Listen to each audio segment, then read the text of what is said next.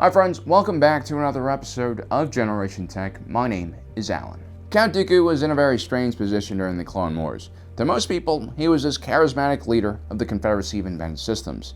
To some, he was a strong voice for the forgotten citizens of the Outer Rim. To others, he was an evil despot bought by the Corpos, who selfishly tore apart the Republic for ill-gotten gains. And to some, he was just Saruman the White, enemy of the talking trees. But have you ever wondered what it'd be like to be him? To wear all those different hats at the same time? How does one conduct a war against an enemy who actually isn't your enemy, but actually your friend and master? Well, after the dust settled and the Clone Wars ended and the New Order rose from the ashes of the Republic, it became apparent that Count Dooku not only aided Chancellor Palpatine on multiple occasions during the war, he actually purposely lost several battles to make sure that the Republic could keep on fighting.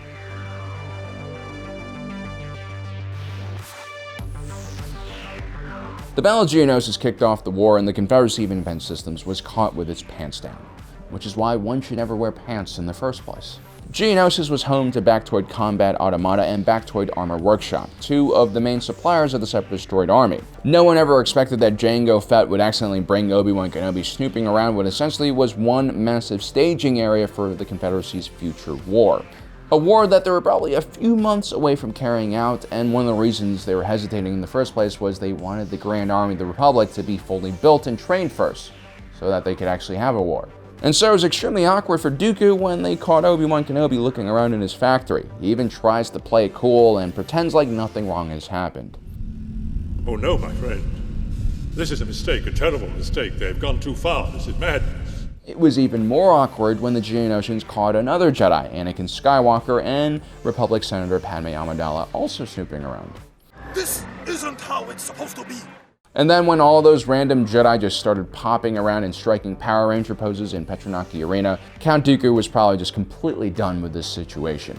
And that was before the entire clone army arrives fresh from Kamino. Now, we're told by Republic propagandists that the clone army drove the droid army from the battlefield through sheer determination and might. But the reality was they were completely outnumbered by the Separatist droid army. The clones deployed about 190,000 infantry soldiers, but the Separatists had well over 1 million droids defending those foundries, with an additional 4 to 5 million droids in storage in freighters up above the planet. The Republic arrived with no capital ships, only snub fighters and acclimator assault ships, and they completely bypassed the Confederate blockade.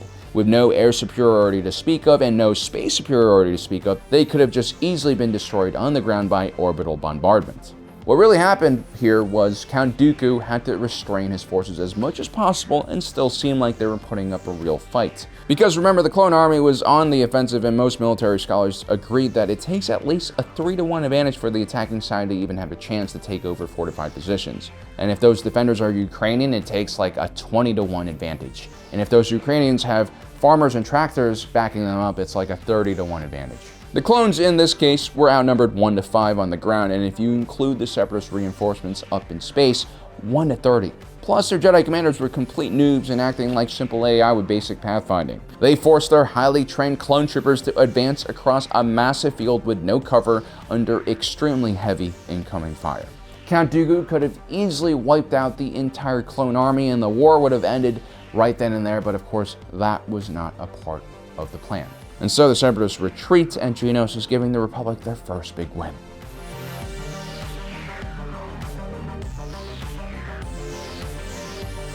Early on in the war, Count Dooku attempted to launch an attack on Kamino, homeworld of the clones, and where the main breeding and training centers for the JR were located. Kamino is isolated in the Outer Rim, far from other Republic worlds.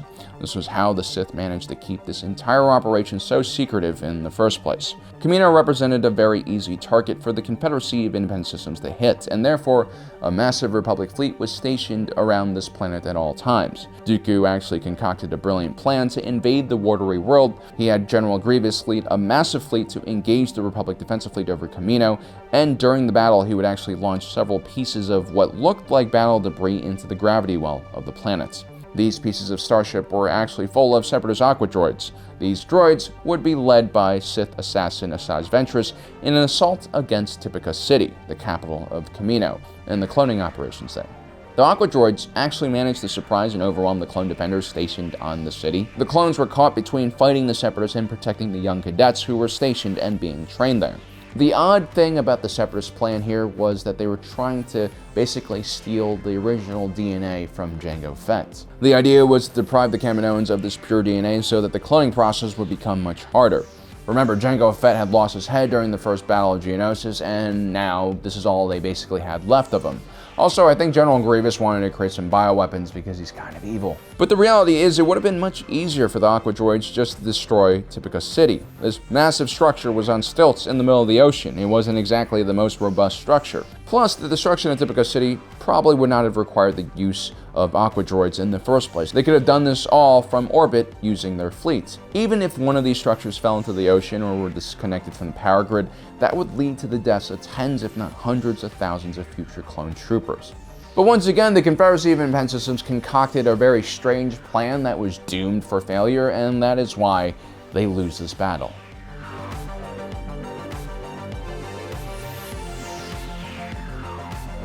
The Onderonian Civil War began when Onderonian King Ramses Dendeb refused to take sides in the Clone Wars.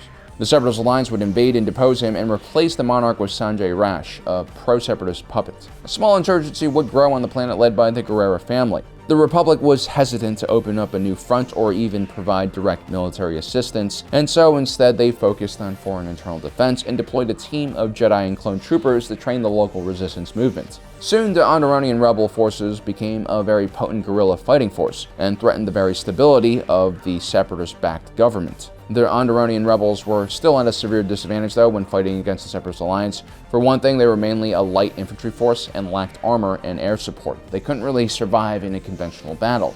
But the Republic allies eventually did manage to secretly funnel anti-air Stinger missiles, RPS-6 rocket launchers, through a legitimate third-party arms dealer. These weapons will allow the rebels to shoot down the feared separatist gunships that were controlling airspace over the Onderonian rebels' territory. This allowed the rebels to turn the tide against the droid army. Eventually, Count Dooku would view this entire enterprise on Onderon as way too costly, and so he would withdraw his forces from the planet, leaving his puppet monarch to deal with the consequences of the Separatist Alliance's actions on that planet.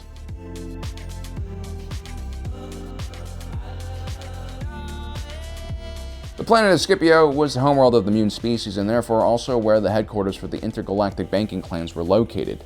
The Galactic Republic didn't have a Federal Reserve, and so they couldn't really print money or adjust interest rates. Instead, that was carried out by the IGBC, which up until the invasion of Scipio was a private entity. But after massive corruption was found within the IGBC's books, and it was found that the bank head Rush Clovis had very pro-separatist leanings and had levied unfair high interest rates against the Republic only, a battle was set to take place on that planet for control over the banks. Initially, a Republic diplomatic mission was attacked by separatist bombers and commando droids. The entire clone unit that was supposed to protect that mission was wiped out. Soon after, Count Dooku would arrive and set up a blockade over the planet. Then he would take Senator Padme Amidala as hostage. This led to the Galactic Senate to approve a counter-invasion. Anakin, of course, would lead this attack to save his boo. The separatist forces were well positioned to make the Republic fight for every inch of space over the planet, but after the opening salvo was fired, this happens. We have accomplished what we came here for. It is time to withdraw. Count Dooku actually leaves a large portion of his forces on the ground, cut off from space and air support. But it doesn't really matter. The invasion of Scipio has shaken confidence over the IGBC, and now Chancellor Palpatine would take stewardship over the banks. For its safety, of course. And this in turn would give Sith control over the ability to print more money, and so they can build up their army into a much larger force.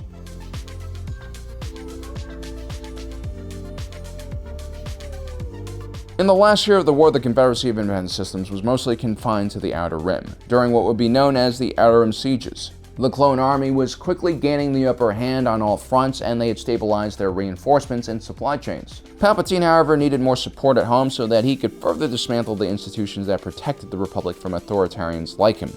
Palpatine now had control over the banks, and now he wanted to increase the size of the military-industrial complex, and he also wanted to get rid of those pesky senators. And so Count Dooku planned an audacious strike at the heart of the galaxy, Coruscant, to really strike up fear. The official plan was to use a secret hyperspace pathway to circumvent Republic defenses and carry out a strategic strike against the capital of the Republic and kidnap Chancellor Palpatine, and hopefully negotiate an end to the war. Of course, Palpatine was never in real danger, and the Sith didn't really want the war to end just yet. They wanted to squeeze all of the remaining freedom juice out of the Republic first. But when the CIS arrived over Coruscant, they found the capital and the Coruscant Home Defense Fleet under the command of Honor Salima, and he was completely unprepared. Confederate forces quickly took control over the space around Coruscant, and a full-scale ground invasion was launched against the Senate District. Dooku probably expected the Republic resistance to stop his forces at one point, but that never actually happens, and Palpatine gets kidnapped by Grievous and brought into Confederate control. At this point, the CIS fleet could have just jumped out of the system. They had their goals secured. But Dooku realizes that Palpatine would need to be returned back somehow, and so he lingers around and waits for the Jedi to board his ship. It was actually a really risky gamble, and eventually he would have to forfeit his hands as a result. Dooku should have instead taken this opportunity to just kill Palpatine and take over the Sith. After all, that was his real master plan, right guys? I mean, that's what he told Obi-Wan Kenobi. But by this point, he was so used to throwing battles that I guess he forgot that his own life could be forfeited if he lost. And that's exactly what happens, and he loses his head. So there you have it, guys. 5 different battles in which Count Dooku purposely lost so that the Republic could survive to fight another day. Well, I hope you enjoyed today's episode. Don't forget to subscribe and hit that notification button down below so you don't miss out on the rest of our awesome content. My name is Alan, reminding you that my allegiance is to the Republic, to democracy,